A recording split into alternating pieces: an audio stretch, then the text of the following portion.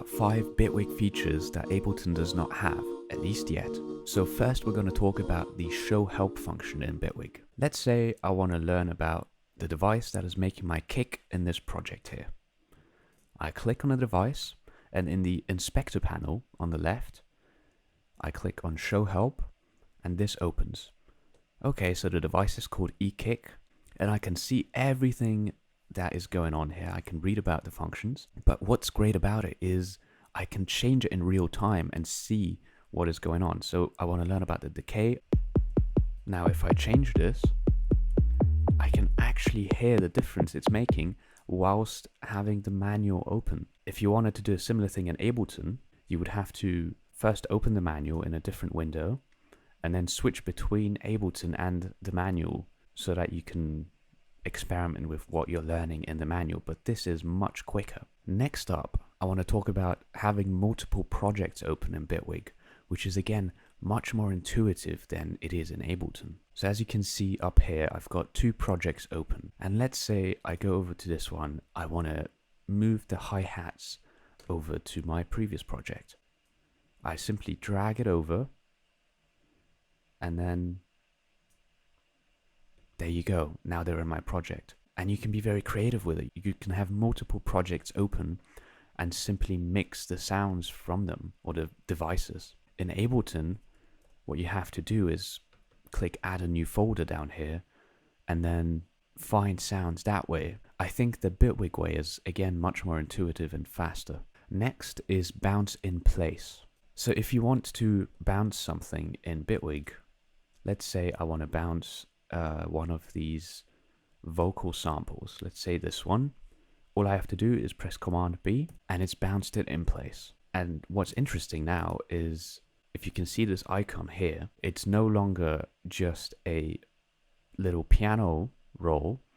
It is a mixture between an audio file and a piano roll, which means it's become a hybrid track capable of having both MIDI clips and audio clips in the same track. In Ableton, if you want to bounce something to an audio file, you have to first freeze it. So let's say I want to bounce this.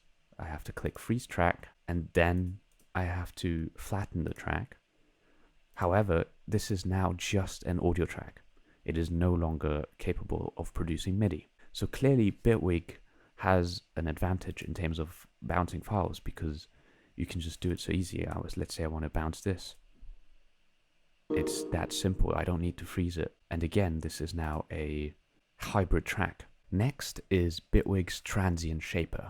So let's say I want to shape the transient of the kick. You can do this with the transient control device down here. And this is a very powerful device because you can change the attack and the sustain.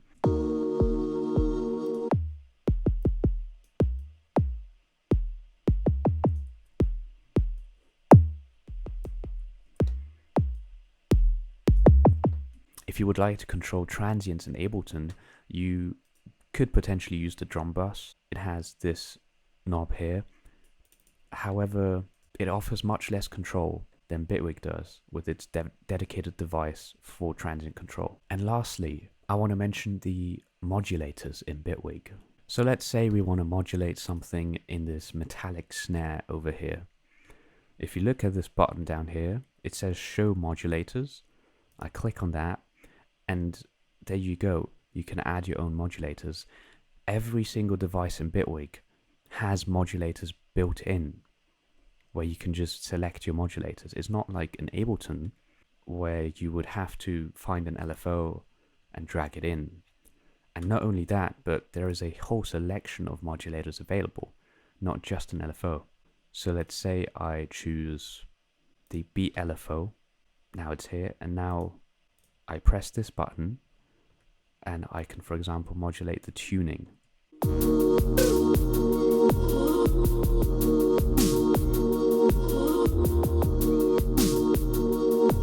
And there you go. That's a very straightforward way to modulate something, and you can really modulate anything you would like.